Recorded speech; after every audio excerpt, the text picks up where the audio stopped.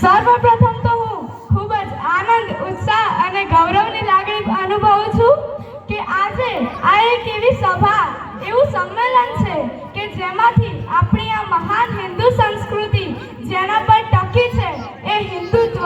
તો શું છે હિન્દુ ધર્મ અને હિન્દુત્વ? તો સ્વાભિમાન, શૌર્ય, વીરતા, દયા, કરુણા, યમ, નિયમ, સંયમ, આચાર, વિચાર, યુદ્ધ એ છે હિન્દુત્વ.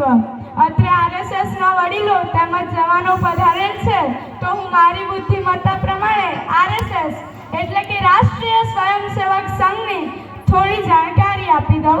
તો 27 સપ્ટેમ્બર 1925ના દિવસે માત્ર 5 સભ્યોથી શરૂ થયેલી આ સંસ્થા કે જેમના સંસ્થાપક ડોક્ટર કેશવ બલિરામ હેડગેવાર હતા, અને જ્યારે ઈસવીસન 1905માં અંગ્રેજોએ વંદે માતરમ પર બેન લગાવ્યું, ત્યારે 19 વર્ષના હેડગેવારે વિદ્યાલયમાં ખુલ્લામાં વંદે માતરમનો નારો લગાવીને એનું ઉલ્લંઘન કર્યું. ત્યારે પ્રિન્સિપાલે ગુસ્સે થઈને કહ્યું કે માફી માંગ, નહીં તો રસ્ટિગેશન લેટર આપી દઈશું. પણ આ તો ચડતું લોહી, અપાર દેશ ભાવના, એમ કઈ થોડી માફી માંગે. પછી અને અત્યારે વર્તમાનમાં જોવા જઈએ તો આરએસએસની શાખાઓ અત્યારે 80 દેશો કરતાં પણ વધારે દેશમાં છે.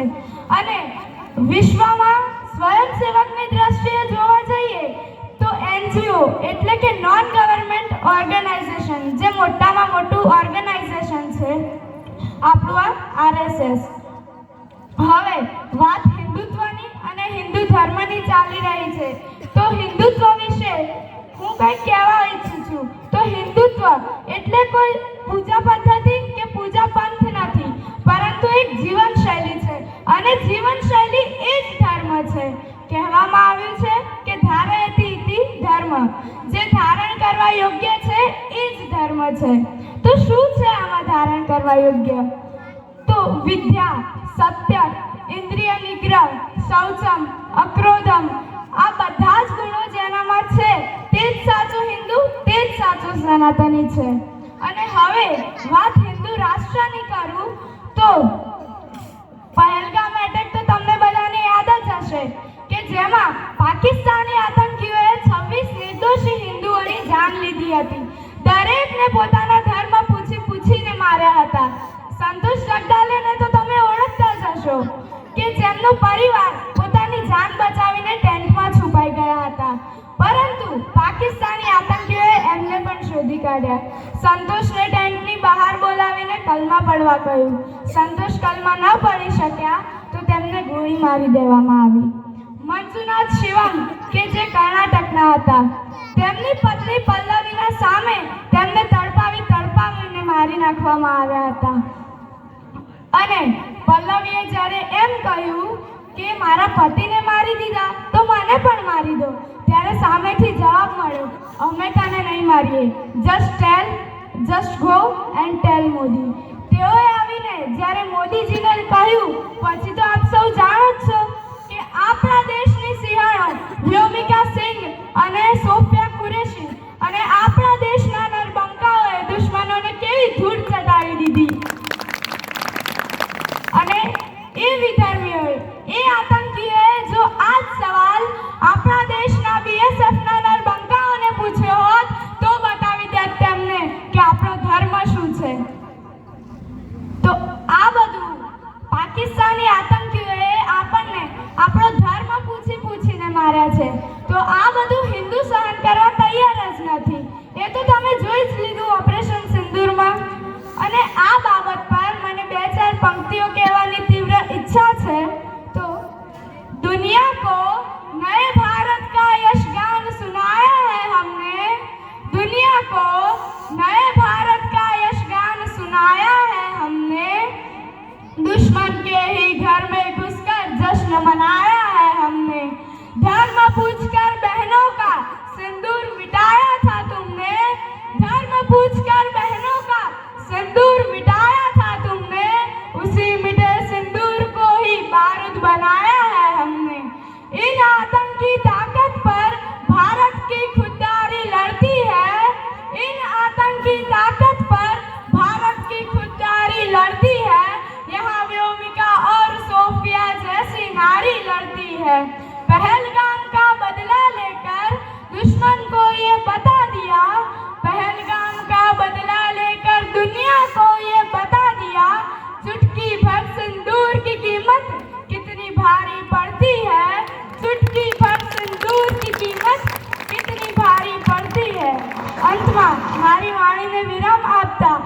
એટલું જરૂર કહીશ કે આપણે ખૂબ નસીબદાર છીએ કે આપણને 84 લાખ જન્મોની યોનિઓમાંથી મનુષ્ય અવતાર મળ્યો અને એમાંય શ્રી રામ, શ્રી કૃષ્ણ, છત્રપતિ શિવાજી મહારાજ, મહારાણા પ્રતાપ જેવા મહાપુરુષો, મહાન યોદ્ધાઓ, મર્યાદા પુરુષોત્તમ મહાવીરોના દેશમાં, ભારત વર્ષમાં અને એમાંય સૌભાગ્યથી સર્વધર્મના જનેતા, સર્વધર્મ પરી હિન્દુ સનાતન ધર્મમાં આપણો જન્મ થયો છે. માટે આપણે ગર્વથી કહીશું કે અમે હિન્દુ છીએ.